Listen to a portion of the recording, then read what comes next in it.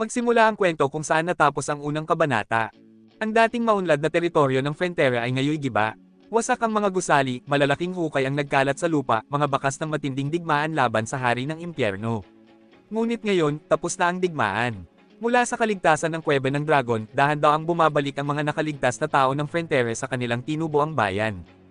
Kabilang sa kanila sina Marbella Frontera, ina ni Lloyd, at ang kanyang ama na si Arcos Frontera. Umusad silang dalawa, at napatingin si Arcos kay Xavier. Nagharap ang dalawa, walang nagsasalita. Yumuko si Xavier, hindi kayang salubungin ang tingin ni Arcos. Mabigat ang katahimikan. Ilang sandali pa, biglang bumigay si Marbella, humagulgol habang dumadaloy ang kanyang mga luha. Lumuhad din si Arcos, gumuho ang matibay niyang anyo at umiyak kasabay ng kanyang asawa. Napatitig ang mga tao ng Frontera, mangha at nangingilid ang luha. Muling pagkikita, hindi mapigilan ang kanilang dalamhati. Sa ibang lugar, makikita si Reyna Alicia Magenta. Tahimik siyang nakaupo, yakap ang pala ni Lloyd, mga matay puno ng lungkot. Nagpalit ang tanawin, sa makabagong mundo. Isang bus ang mahinahong tumatakbo sa kalsada. Sa loob, nakaupo si Kim Suho sa tabi ng bintana, nakatanaw palabas, malalim sa pag-iisip. Sumisingaw ang mga alaala. Naalala niya ang mga araw bilang si Lloyd, ang mga laban, ang mga paghihirap, ang pagtindig ng magkasabay nila ni Xavier. Hindi ako nag-iisa, paulit-ulit na dumadaloy sa kanyang isip.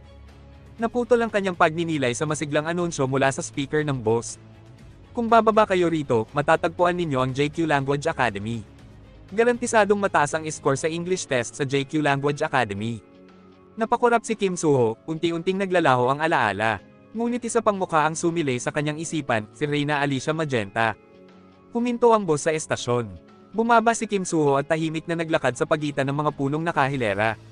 Napansin niya ang tatlong maya na magkasamang nakadapo sa isang sanga. Kumirot ang kanyang puso. Hindi ako nag-iisa. Naalala niya ang kanyang mga alagang sina Jigong Ing, Pipiden, Bell, Kipo, at Baibong. May bahagyang ngiti sa labi, nagpatuloy siya hanggang sa marating ang kanyang tahanan. Sa kanyang silid, tumingin siya sa isang litrato ng kanyang mga magulang. Nanay, tatay, nagkaroon ako ng kamanghamanghang pakikipagsapalaran. Kumita ako ng maraming pera. Nakapagligtas ako ng maraming tao. Lumaban pa ako sa masasama. At saka, natigilan siya ng ilang segundo. Hindi ako nag-iisa. Sa tinig na nanginginig, nagpatuloy siya. Kung nakita nyo lang sana, napakaganda sana. Siguradong magiging proud kayo. Pumikit si Kim Suho, nangingibabaw ang emosyon. Biglang kumislap ang asul na liwanag sa kanyang mukha. Napadilat siya, nagulat. Sa harap niya, tila salamin, lumitaw ang system window. Mabilis siyang lumingon. Nandoon din, nakalutang sa kanyang likuran ang parehong liwanag. Nanlaki ang kanyang mga mata. Unti-unting bumuo ng mga salita sa screen. Nakita namin ang lahat. Nagbago ang mga letra. Ginawa mo naman doon ang lahat, mahal naming anak. At muli, nagdistort, bago sumulpot ang panibago. Mom and Dad. Nanginig ang mga salita, kumikislap sa harap ng mga mata ni Kim Suho. Kasunod na mensahe. Nakatingin lang kami sa lahat ng oras. Ang liwanag ay unti-unting nagbago ng hugis, nagkondensa, at nabuo ang dalawang figura, isang lalaki at isang babae. Wala nang iba kundi ang kanyang mga magulang. Namuo ang luha ni Kim Suho at tumakbo siya palapit. Ngunit nang subukan niyang yakapin sila, dumaan lang ang kanyang mga braso, mga ilusyon lamang. Natisod siya at bumagsak, nanginginig, umiiyak. Habang papalabo ang hologram, nag-fist bump ang kanyang mga magulang at ngumiti. Ang pamilya natin, kamangha-mangha, hindi ba? Patuloy na umiyak si Kim Suho, walang mapigil ang emosyon. Sa wakas, pinunasan niya ang kanyang luha, nagtaas ng kamao, at sumabay sa kanyang mga magulang. Isang family fist bump. Unti-unting naglaho ang kanilang imahe, naging liwanag. Muli, bumalik ang eksena sa Frontera Estate. Abala ang lahat sa muling pagtatayo. Sir Greg, kulang po tayo ng materyales dito. Sigaw ng isang manggagawa. Sumagot si Greg, may kumpiyansa. Huwag mag-alala, ipadadala lahat ng materyales mula sa palasyo bukas. Humarap siya sa isang elf. Hindi ba tayo kapos sa bakal at semento?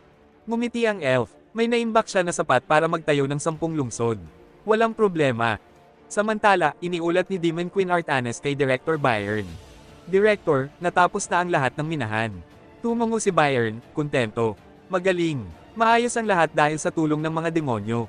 Nilapitan ni Siluria ng namoran si Lord Baibong. Panginoon, magpahinga po muna kayo. Lahat nag-aalala sa inyo. Ngunit matatag ang sagot ni Baibong, bam. Ngumiti si Siluria at umiling. Walang aalis dito.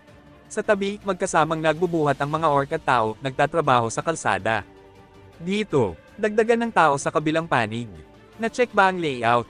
Bilis, trabaho pa, safety first, mga kasama. Samantala, isang batang demonyo ang umakyat sa higanteng pala na ginawang monumento kay Lloyd. Sa loob ng opisina, magkasamang nagtatrabaho sina Marbella at Arcos nakaharap sa mga papel.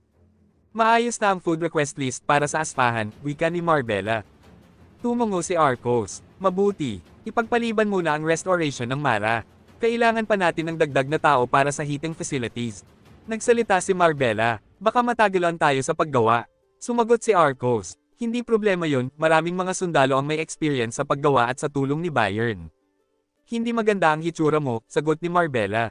Huwag mong puwersahin ang sarili mo. Bahagyang natawa si Arcos, haha, kung ito na ang tinatawag na puwersa, paano na lang yung dalawang abala ngayon sa impyerno? Nagpalit ang eksena sa impyerno. Sina Hell Knight at Angel Raphael nalulubog din sa tambak ng papeles. Muli sa Frontera, nagpatuloy si Arcos. At pati kay Xavier. Natigilan si Marbella, ilang segundong tahimik bago nagsalita, tinatanaw ang bintana. 6 na buwan na simula nang umalis ang batang iyon. Araw-araw kong pinapangarap na bumalik si Xavier, nasa harap ng mansyon. Kasama, ang taong iyon. Mariing sagot ni Arcos, hindi lang yan mananatiling panaginip. Dahil nangako si Xavier, ngumiti si Marbella, bagamat may lungkot, na ibabalik niya, ang ating Lloyd. At sa huling tanawin, nakatayo si Xavier sa tuktok ng bundok, nakatanaw sa malawak na kagubatan sa kanyang harapan. Makikita natin ang marangyang palasyo sa kabisera. Sa loob, nakaupo ang reyna sa kanyang trono. Nakatipon ang mga ministro, at nakaluhod si Xavier sa harap niya bilang paggalang. Matatag ang utos ng reyna. Hanapin ang hari ng dragon. Yumuko si Xavier at tumugon. Opo, kamahalan. Noon, ako at si Lloyd Frontera ay nanghiram ng kapangyarihan ng hari ng dragon upang makapunta sa kanyang bayan sa ibang mundo. Ngayon, nais ko ulit humiling sa kanya na buksan ang daang iyon. Sumimangot ang reyna at sagot niya. Si Lloyd Frontera ay pumasok sa pintuan ng reinkarnasyon. Walang nakakaalam kung ano ang kanyang anyo ngayon o kung saan siya muling isinilang. Naiintindihan mo ba iyon? Tumungo si Xavier. Opo, posibilidad lamang na siya'y nakabalik sa kanyang bayan. Muling nagtanong ang reyna, talaga bang naniniwala kang malamang iyon?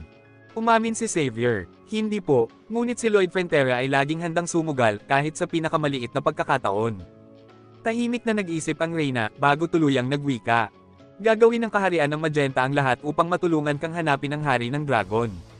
Iulat mo ang lahat ng nangyari hanggang ngayon. Pag-uulat ni Xavier, binalikan ko ang aking mga alaala upang mahanap ang daan papunta sa tirahan ng hari ng dragon. Ngunit matapos ang maraming buwang paglalakbay, hindi ko pa rin ito matagpuan. Naniniwala akong tinatakpan ito ng makapangyarihang harang na gumagamit ng pagbaluktot ng espasyo.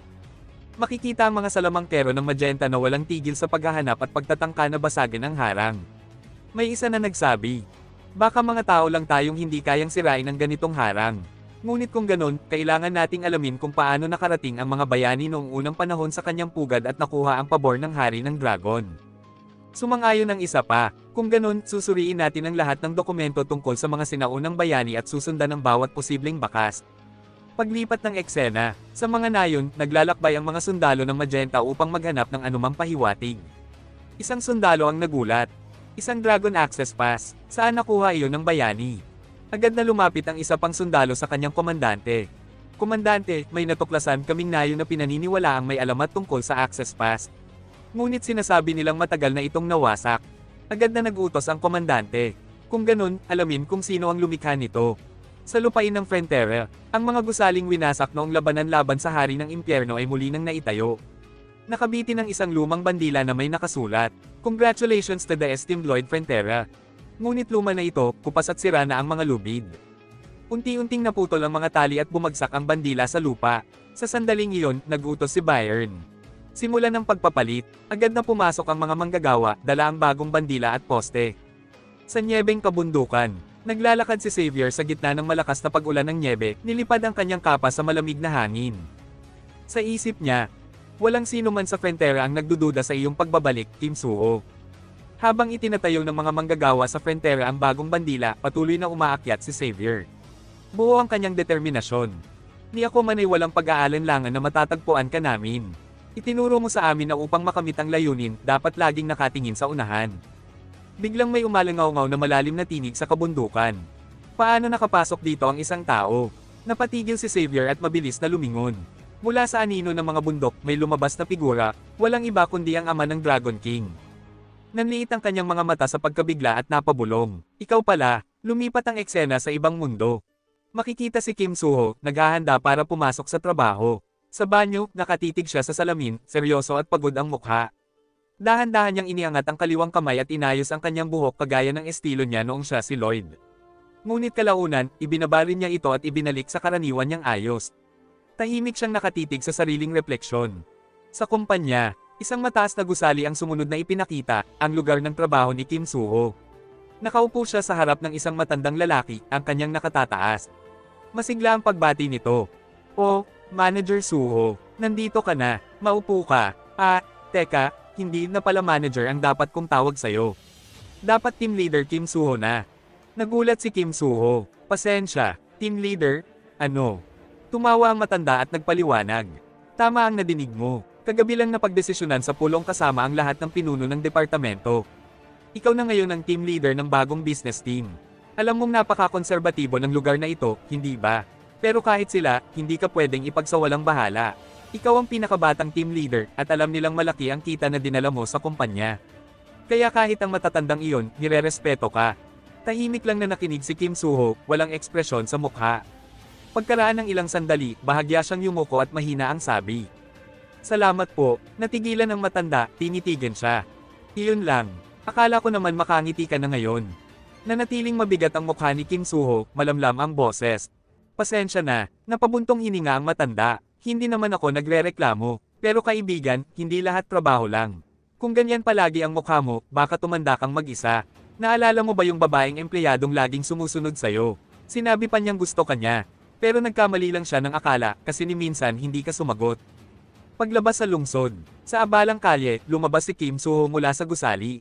Habang naglalakad, tumunog ang kanyang telepono. Dinukot niya ito mula sa bag at nanlaki ang mga mata nang makita ang mensahe.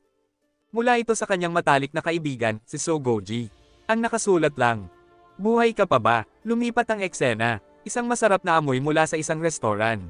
Sa ibabaw ng ihawan, maingat na inilalatag ng kusinero ang mga hiwa ng baka. Umingit ang tunog ng nag-iinit na karne. Sa restoran, sa kalapit na mesa, magkatabing nakaupo sina Kim Soo-ho at ang matalik niyang kaibigan na si Seo Go-ji, habang pinapanood ang pag-iihaw ng karne.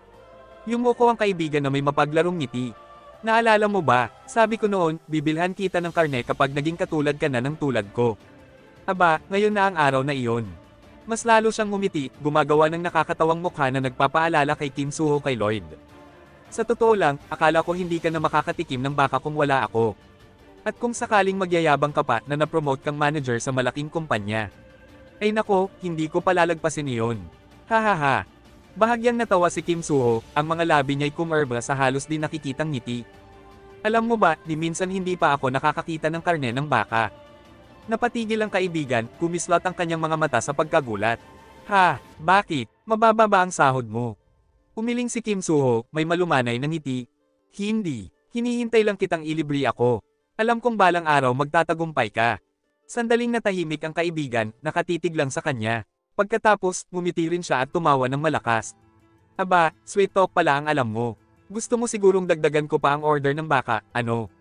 Sige, 10 serving pa para sa kapal ng mukha mo. Hahaha, pero seryoso, ikwento mo nga, anong pinagkakaabalahan mo nitong mga nakaraang araw?" Curious ako. Sandali pang nag-isip si Kim Soo-ho, naging seryoso ang mukha. Nang makabuo ng lakas ng loob, mahina siyang nagsalita. "Nanaginip ako ng isang napaka-interesanting panaginip." Tumaas ang kilay ni Seo Go-ji. "Panaginip?" Tumango si Kim Soo-ho, malayo ang tingin. "Nanaginip ako na napasok ko ang katawan ng isang side character sa isang nobela. At nang imulat ko ang aking mga mata."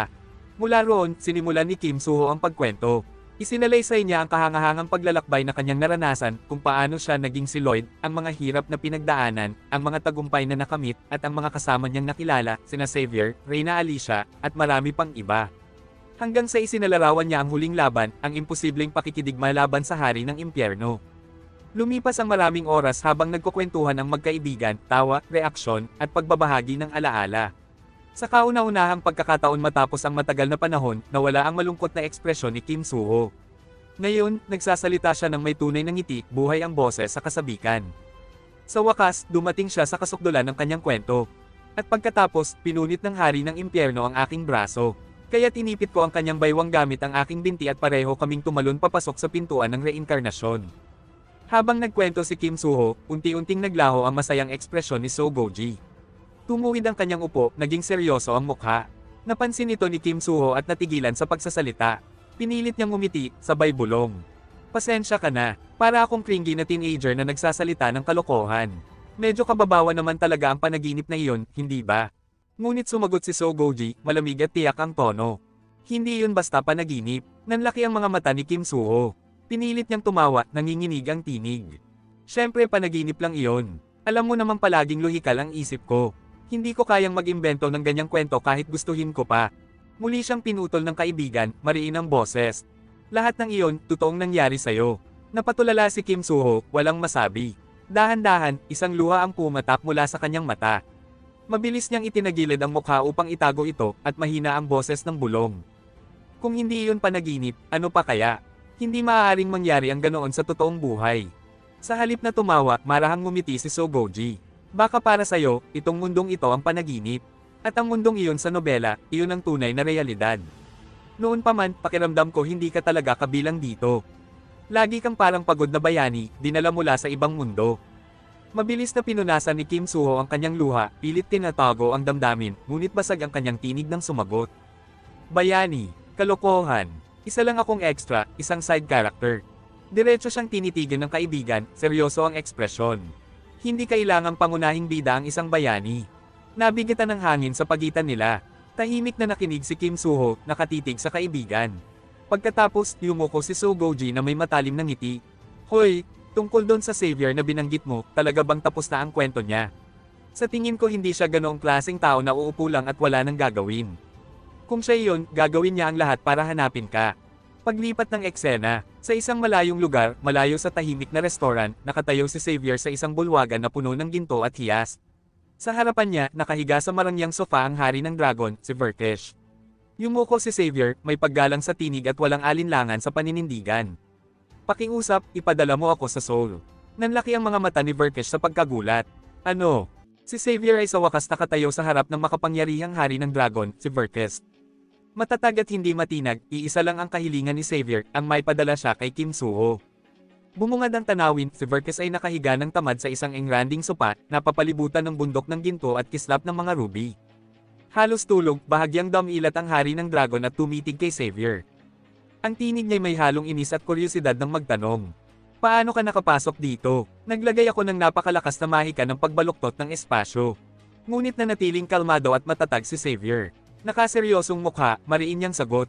Humingi ako ng tulong kay Lord Tyrannus. Sinabi niya na kung iguguhit ko ang isang tiyak na pattern ng may sapat na lakas, mababasag ko ito.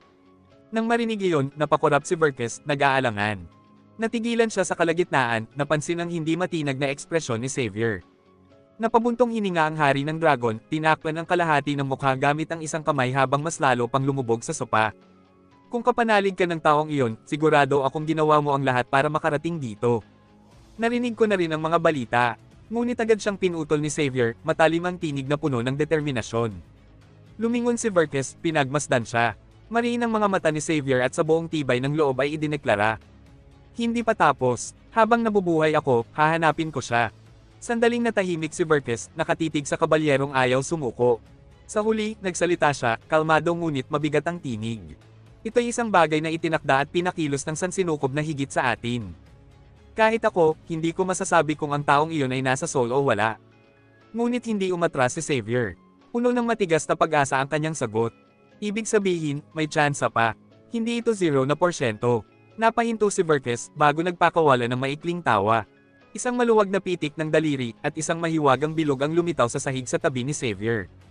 Dahan-dahang bumuo ng portal, ang umiikot nitong ibabaw ay nagbubukas patungo sa makabagong mundo ng daigdig. Nanlaki ang mga mata ni Xavier sa kanyang nakita. Samantala, sinilip ni Verkesh ang bulsa ng kanyang Amerikana, may hinahanap. Kalmado ang tinig niya habang nagpapaliwanag. Yan ang portal papuntang Seoul. Walang espesyal sa mana ng batang amo mo, kaya hindi kita mabibigyan ng detector o kung ano paman. Nang matagpuan ang bagay na hinahanap, basta na lang niya itong inihagis kay Xavier. Pero heto, gamitin mo. Nasalo ito ni Xavier at tiningnan. Parang isang kakaibang aparato, ipinaliwanag ni Verkesh. Pindutin ang buton sa gitna, at agad kang makakabalik dito. Kaya ako hindi makatulog nitong mga nakaraan dahil ginagawa ko yan. Napakurap si Xavier na bigla sa hindi inaasahang kabutihan ng isang Dragon King na kilala sa Catamaran. Ngunit itinaboy lang siya ni Vertes, tinakpan muli ang mukha, halatang sawang makipag-usap. Alam kong darating ka, kaya bilasan mo na at umalis. Nakakainis talaga kayong mga tao. Hindi makapaniwala, yumuko ng malalim si Xavier. Maraming salamat, dakilang hari ng dragon. At sa sandaling iyon, inihanda ng kabalyero ang sarili upang pumasok sa portal, tanga ng determinasyon at pag-asa para sa hinaharap. Mula sa mahiwagang mundo ng hari ng dragon, bumalik ang tanawin sa planetang daigdig. Unti-unting lumapit ang tanaw, una ang globo, saka Timog Korea, at sa huli, ang masiglang lungsod ng Seoul. Dagsa ng sasakyan, busina, at ingay ng trapiko. Sa gitna ng karagatan ng tao, may isang lalaking tumatakbo ng sabik sa bangkita. Sumusuyod ng tingin sa bawat mukha. Hanapin si Kim Soo-ho. Ngunit sa lawak ng lungsod, tila imposible ang paghahanap. Lumulusot siya sa mga tao, tumatakbo sa tawiran, sinisilip ang bawat sulok, umaasang may mahahagip na bakas. Bumabalot ng pawis ang kanyang mukha, hingal na hingal, ngunit hindi siya tumigil. Mula umaga hanggang hating gabi, patuloy si Xavier sa pagtakbo. Hanggang sa wakas, bagsak siya sa isang makitid na eskinita. Napayuko, nilamon ng antok. Lumipas ang gabi, at paggising, muli siyang tumayo. Bagamat pagod, ipinagpatuloy niya ang paghahanap. Hakbang bawat hakbang, sa kalsada at karamihan, patuloy siyang naglakad. Ngunit walang bakas ni Kim Soo-ho. Muli siyang napaupo sa isa pang eskinita, lupaypay. Nag-ikot ang isip niya, puno ng pagsisisi. Ni hindi ko man lang alam ang itsura mo. Sana mas nakilala pa kita. Pumikit siya, hinayaang mapawi ang isip kahit sandali. Muling lumipas ang gabi, nakayakap sa bigong paghahanap. Sa madaling araw, hinugot ni Xavier ang maliit na aparato mula sa kanyang bulsa, ang return portal na ibinigay ng hari ng dragon. Tinitigan niya ito, nanginginig ang mga kamay, puspos ng pag-aalanlangan. Simula pa lang, wala akong plano. Hindi ko alam kung paano gagawin ito. Nangingit-ngit ang kanyang ngipin habang bumubulwak ang kawalan ng pag-asa. Anong klaseng pangunahing tauhan ako? May pangunahing tauhan bang ganito katanga? Kung ikaw ito, Kim Soo-ho, alam mo na ang dapat gawin. Pumatak ang mga luha sa mukha ni Xavier habang tumangala sa gabi. Sa malabong paningin, may nahagip siyang anino sa malayo, ang pamilyar na silhouette ng Namsan Seoul Tower. Doon mismo sila minsang nagpunta ni Kim Soo-ho. Bumalik sa kanya ang alaala ng tinig ni Lloyd. Kapag tunay na sabik ang isang tao sa isang mahalaga, maaaring muli silang magkita rito. Muling nagbalik ang lakas, bumangon si Xavier at nagsimulang tumakbo. Kumakabog ang dibdib, humahagibis ang mga paa, tinatahak ang daan papunta sa tore. Habang umaakyat sa mahaba nitong hagdanan, sumulpot ang alaala ng nakaraan. Ang boses ni Lloyd, Xavier, baon sa utang ang pamilya natin, di ba? Ngunit hindi siya tumigil. Mas pinagigihan pa hanggang sa makarating sa tuktok ng tore. Napapalibutan ng maraming tao, sabik niyang sinuyod ng tingin ang bawat mukha. Mabilis ang tibok ng puso, at muling bumulwak ang mga alaala, ang mga utos ni Lloyd, ang kanyang galit, ang huling sakripisyo. Panahon na para lumisan ng extra. Alagaan mo ang mundong ito, pangunahing tauhan. Sa kasalukuyan, muling napuno ng luha ang mga mata ni Xavier. Halos matamba sa pagod, ngunit hindi siya tumigil. At sa kanya ito nakita. Ilang metro lang ang layo, nakatayo sa gitna ng karamihan, si Kim Soo-ho. Parang tumigil ang oras, napatigil si Xavier, hingal na hingal. Hindi niya marinig ang usapan ng mga tao sa paligid. Ang mundo niya'y nakatuon lang kay Kim Soo-ho. Nakatingin din si Kim Soo-ho, gulat na gulat. Nanginginig ang labi at bamulong. Xavier. Si Xavier, basang-basa ng pawis, nakanganga sa paghinga, dahan-daang isinara ang bibig. At sa huli, ngumiti. Isang ngiti ng kaginhawaan. Isang ngiti ng muling pagkikita. Pagkaraan ng napakaraming hirap, alaala, at sakit. Muling nagtagpo sina Xavier at Kim Soo-ho. Bumalik tayo sa teritoryo ng Frontera. Ang mga gusaling minsang nawasak ay muling itinayo, matatag at muling nag-uumapo sa sigla. Sa gitna ng plaza, isang engranding estatwa ang agaw pansin, isang napakalaking pala. Ito mismo ang kasangkapang laging ginamit ni Lloyd na ngayon nagsisilbing alaala niya. Sariwang mga bulaklak ang nakatali rito na parang mga garland, patunay kung gaano siya iniingatan sa alaala ng mga tao. Nagbago ang eksena patungo kay Arcos Frontera na nakatayo sa harap ng nagtipong tao upang buksan ang pista. Sa mabigat na tinig, inihayag niya. Ngayon ay ang ikalimang taon ng pista, ang araw na gumuho ang lahat sa ating Frontera Estate, ang araw na iniwan niya tayo. Ngunit ito rin ang araw na pinananatili nating buhay ang ating pananampalataya, naniniwala na darating ang oras ng kanyang pagbabalik. Itinaas ni Arcos ang kanyang baso at nanawagan ng isang tagay, at sabay-sabay na umalingaw ang hiyawan ng tao. Sa gitna ng kasayahan, maging si Baibong, ang dakilang halimaw, ay nakisama rin. Masaya niyang inihagis ang mga bulaklak sa hangin na bumagsak na parang banayad na ulan. Nakasakay sa kanyang ulo ang 3 pamilyar na demonyo, sabay-sabay na nagsasaya. Isa sa kanila ang batang si Lila, na tuwang-tuwang sumigaw, ang ganda. Katabi niya si Artanes, na nakangiting nakatingin kay Baibong. Sabi niya, nakakatuwang makita kang mas maliwanag ngayon, Lady Baibong. Noong una, napakabagsik ng lungkot mo, kaya labis kaming nag-alala. Sumagot si Baibong sa kanyang karaniwang tinig. Ang mawalay sa mga nilalang na gusto ko ay talagang nakalulungkot. Naisip ko pang umalis magpakailanman at hindi na muling makipagtagpo kan inuman. Isang alaala ang sumagi, si Baibong na nag-iisa sa kagubatan, hanggang sa lumapit si Artanes at iniabot ang kamay niya. Sa kasalukuyan, ipinagpatuloy niya, ngunit napakasaya ko ng kayo, mga demonyo, ay tinrato akong mabuti. Maingat na tumugon si Artanes, salamat sa sinabi mo. Ngayon, dapat ikaw rin ay magsaya, Lady Baibong. Pagbalik niya, salubungin mo siya na may masayang mukha. Samantala, nagpapatuloy ang pista sa saya. Nakikitang magkasamang nagtampisaw sa kasiyahan sina Bayern, Diego at Greg. Pabirong tinaas ni Greg ang kanyang baso kay Diego at nang aasar, congrats sa promosyon. Ang dami mo sigurong naipon. Napabuntong hininga si Diego at umamin, ay nako, wala. Lahat ng sahod ko napunta sa pagbabayad ng utang. Halakak ang naging tugon ni Greg, haha. Ayan, karma yan. Tanggapin mo na lang, bro. Nagpatuloy ang kasayahan, musika, at tawanan. Sa kabilang bahagi ng plaza, nagsama ang mga orc at elf upang tumugtog, may mga tambol, instrumento, at masiglang awitin na para bang isang buong banda sa pista. Kumalat ang masiglang himig, at ang mga tao'y sumasayaw sa ritmo, nilalasap ang kasalukuyang sandali. Sa gitna ng karamihan, natanaw sina Emily, isang tao, at si Cougar, ang orc na kanyang pinakasalan. Bitbit nila ang kanilang anak, isang sanggol na may katangiang orc. Magiliw na nakangiti ang maliit na pamilya habang ninanamnam ang ganda ng pista. Hindi kalayuan, biglang kinurot ni Corgedes sa tainga si Solites at kinaladkad ito palayo. Hoy, loko, panahon ba ito para mag-enjoy sa pista? Pumasok ka na sa klase. Saway niya, masakit, sigaw ni Solites, hindi pa handang iwan ang kasayahan.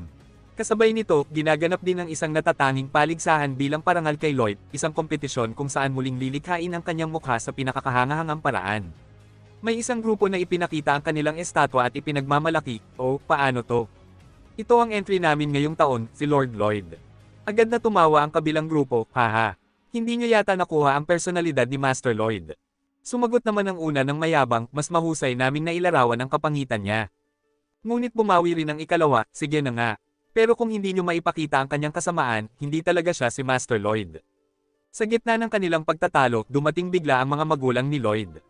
Nabahala ang dalawang grupo, ngunit kalmadong lumapit si Marbella, ina ni Lloyd, at ipinakita ang sarili niyang larawan ng anak, isang mas tumpak at taos-pusong obra kaysa alinman sa mga kalahok. Agad na lumuhod ang dalawang grupo at sabay na nagwika, sumusuko kami. Sa labas ng teritoryo ng Frontera, mas tahimik ang paligid. Nakaupo mag-isa si Julian, nakababatang kapatid ni Lloyd, tila may hinihintay. Dumating si Sarah Hart, ang kanyang asawa, at malumanay na tinawag siya, Lord Julian, nandito ka pala.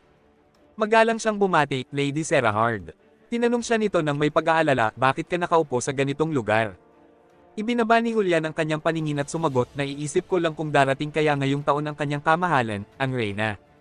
Umiling si Sarah Hart. Narinig ko, abala siya ng husto sa mga gawain ng estado. At ang katotohanan na ipinipilit pa rin ng kanyang kamahalan na ipagdiwang ang pistang ito taon-taon, tiyak na mariing tinututulan iyon ng mga ministro. Bahagyang nalungkot ang mukha ni Julian. Oo nga, marahil tama ka. Ngunit napansin ni Sarah Hart ang isang bagay sa malayo. Itinoon niya ang tingin sa daan at nagsalita ng may katiyakan, mukhang minaliit ko ang paninindigan ng kanyang kamahalan. Sinundan ni Julian ang kanyang tingin, at nagiba ang kanyang anyo, may paparating nga. At di nagtagal, mula mismo sa kaharian, nakita si Reyna Alicia na papalapit sa teritoryo ng Frontera. Nagbago ang eksena at bumalik sa makabagong mundo sa Seoul, kung saan ang pamilyar na skyline ay nakipagtagpo sa isang tahimik ngunit mabigat na sandali sa tore. Nakatayo si Xavier sa viewing platform, may maliit ngunit tiyak na ngiti sa kanyang mukha habang tuwirang nakatingin kay Kim Soo-ho. Napatingin din si Kim Soo-ho sa kanya, natigilan at napatigil sa katahimikan. Dahan-dahang lumapit si Xavier. Pagdating sa harap ni Kim Soo-ho, tumigil siya at, sa isang galaw na pormal at taos-puso, lumuhad sa isang tuhod. Tumahimik ang buong plaza, maliwanag at magalang siyang nagsalita. Dumating ako upang samahan ka, batang Ginoo. Namangha si Go Ji-young, matalik na kaibigan ni Kim Soo-ho, at hindi na iwasang isipin. Si Xavier, eksaktong kamukha ng mga ilustrasyon sa nobela. Totoo bang tumawid siya ng dimensyon para hanapin si Kim Soo-ho? Nanatiling nakaluhod si Xavier, kalmado, taos puso. Sa paligid nila, ang mga dumaraan at mga nagsasaya sa plaza ay napatigil, nagulat sa bigat ng tagpong iyon. Matapos ang ilang sandali ng katahimikan, nagsalita si Kim Soo-ho. Isang tanong na nagdala ng lahat ng kanyang nadarama mula nang magising sa mundong ito. Kung babalik ako, tama ba talaga iyon? Tumingala si Xavier at nakinig. Nanginginig ang tinig ni Kim Soo-ho, dala ng alaala ng kabilang buhay, ang mundong minsan niyang tinirhan.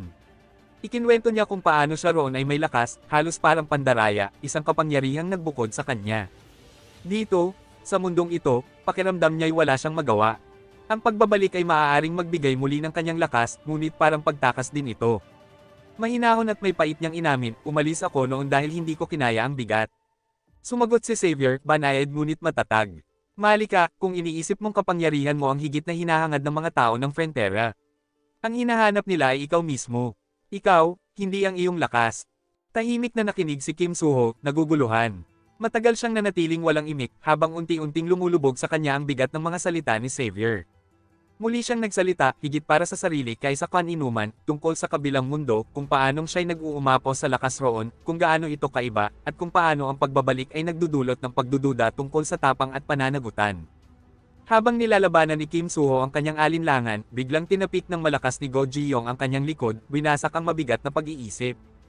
Agad na tumayo si Xavier, kumikislap ang galit sa kanyang mukha, handang parusahan si Go Ji-yong. Ngunit mabilis na humakbang si Kim Soo-ho upang pigilan siya. Hindi, Xavier. Nabawasan ang tensyon. Tahimik na umatras si Xavier, pinipigil ang sarili. Doon nagsalita si Go Ji-yong, ang tinig ay matatag ngunit puno ng damdamin. Inamin niyang minsan niyang hinangad na maging kagaya ni Kim Soo-ho, matalino, matagumpay, kapansin-pansin. Ngunit nang mabigo siya, naramdaman niyang wala siyang silbi, parang basura. Naisip niyang sumuko na lang sa lahat. Subalit sa pamumuhay niya sa sariling paraan, napagtanto niya ang isang bagay. Siguro, hindi lang pala ako tumatakas. Siguro, hinahanap ko ang mundong akma para sa akin, isang lugar kung saan may saysay ang aking lakas.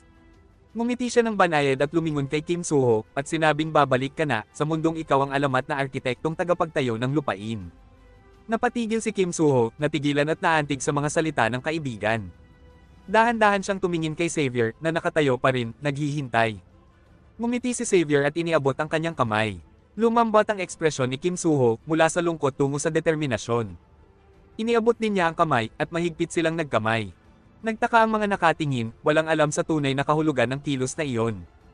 Hinugot ni Xavier ang switch na ibinigay sa kanya ng Haring Dragon na si Verkes, ang kagamitang makapagbubukas ng daan pabalik. Pinindot niya ito, at isang nakakasilaw na liwanag ang bumalot sa plaza. Sa huling sandali bago umalis, lumingon si Kim Soo-ho kay Go Ji-yong. Ngumiti siya ng taos puso, at gumanti si Go Ji-yong ng malapad na ngiti at isang thumbs up. Sumiklab ang liwanag, at dinala si Kim Soo-ho at Xavier paitaas, parang isang sinag na tumatagos sa gabi.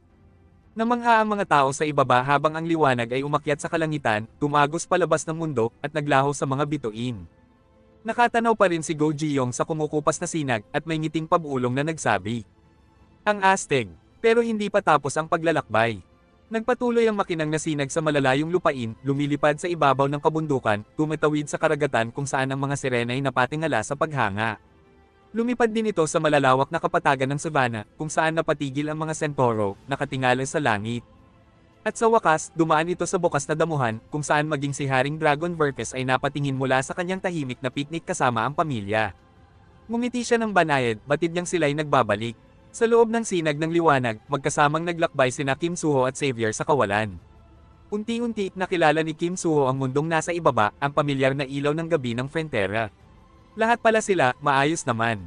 At sa ganoon, bumagsak ang liwanag, ibinabalik siya sa mundong minsan na niyang iniwan. Lumipat ang eksena kung saan ang tagpo, maraming mga tao sa Frontera, lahat sila ay nagtipon sa isang sagradong lugar. Bawat isa'y may hawak na nagliliwanag na lampara, at sa unahan ng prosesyon. Nakikita natin si Conde Arcos, siyang nangunguna sa kanila. Maya-maya, umalangaw-ngaw ang malalim at formal na tinig ng pari.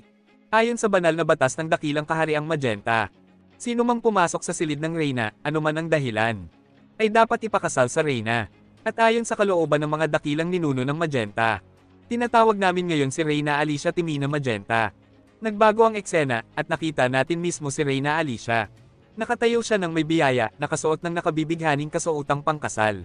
Payapa ang kanyang mukha, ngunit sa ilalim ng katahimikan ay may nakatagong lungkot. Hindi dahil sa tradisyon mismo, kundi dahil wala si Lloyd. Malayo siya, nasa ibang mundo, at hindi kasama sa pinakamahalagang sandaling ito.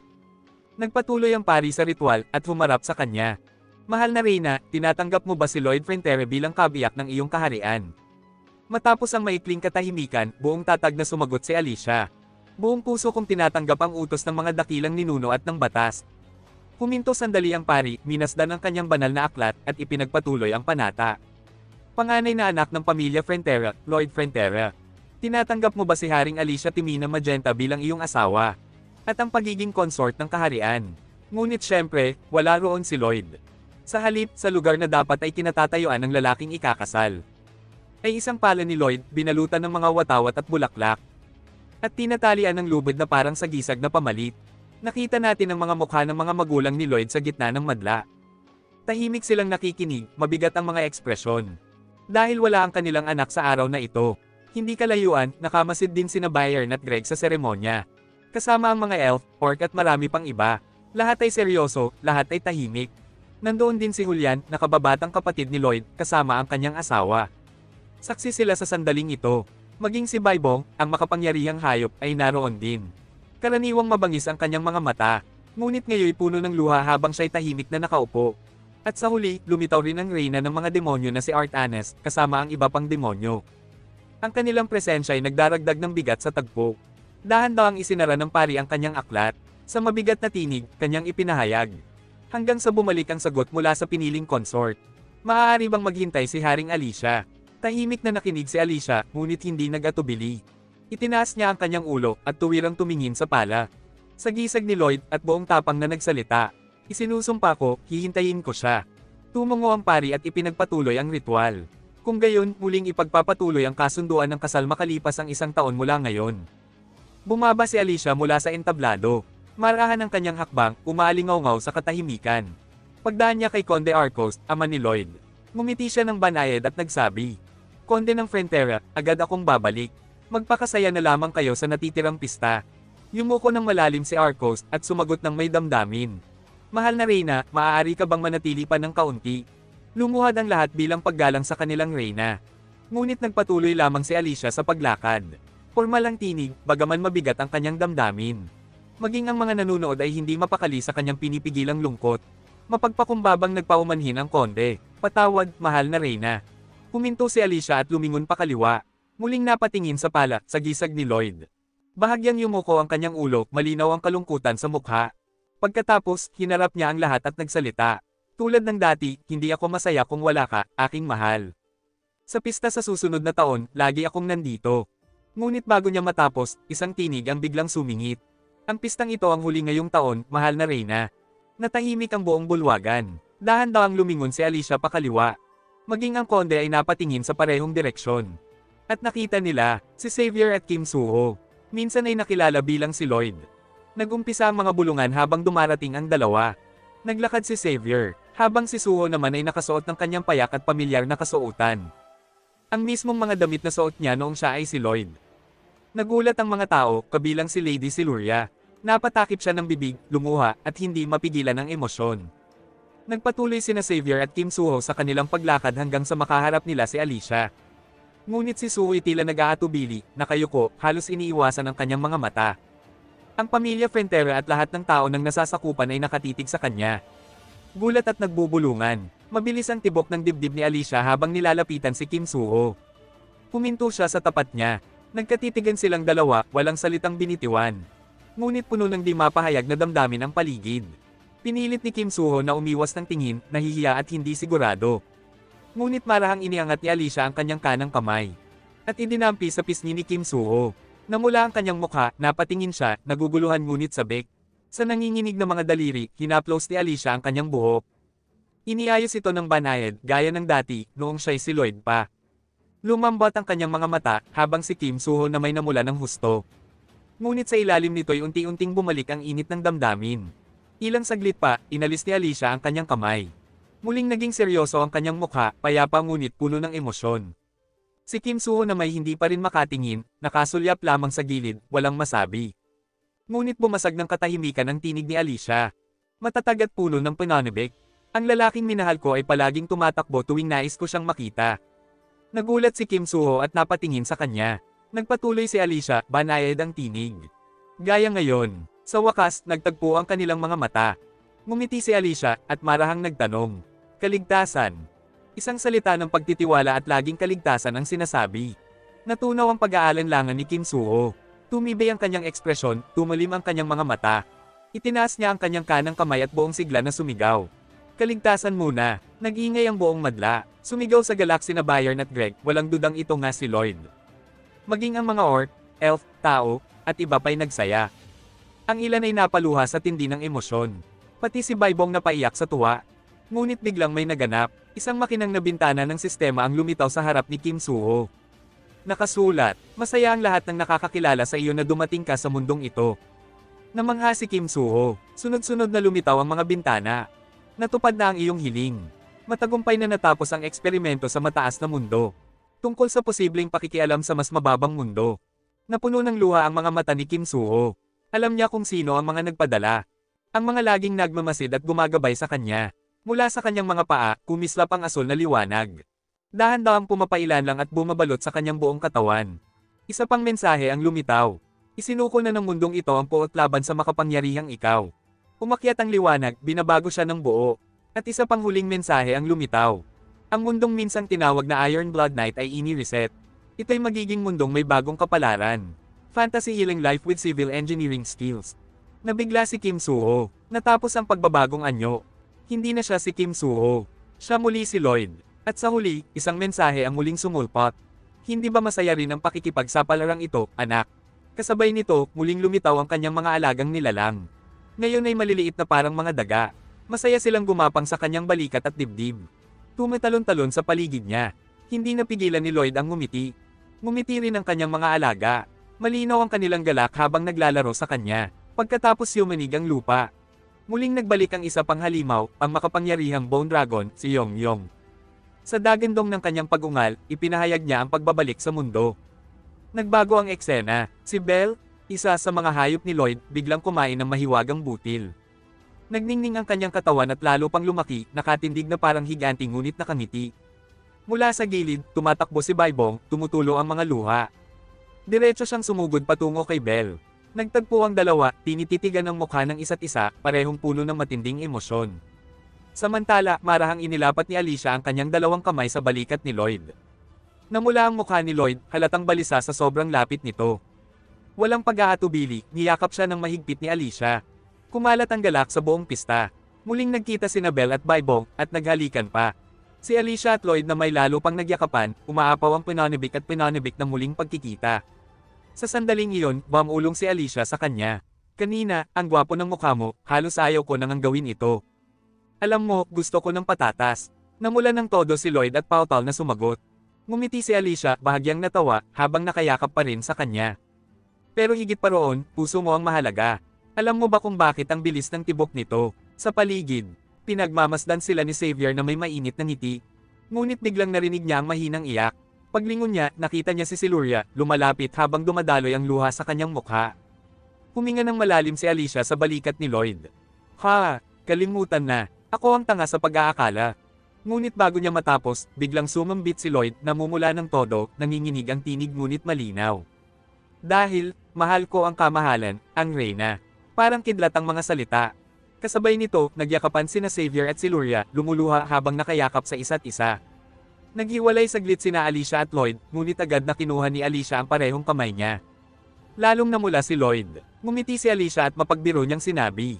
May pinakamahalagang pagbati pa, nagbago ang tagpo. Lumapit sina Conde Arcos at Lady Marbella, mga magulang ni Lloyd.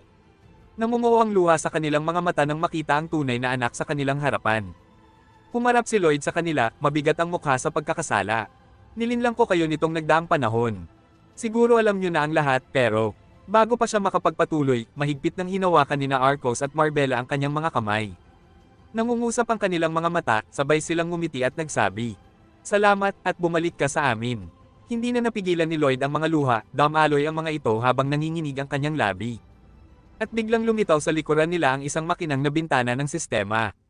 Ipinapakita ang tunay na imahe ng kanyang mga magulang. Napalunok si Lloyd, nanginginig ang katawan, ngunit hindi nag-atubili. Niyakap niya sila ng buong higpit, humihikbi at sumisigaw. Patawad, nahuli ako, ama, ina. Natahimik ang buong bulwagan.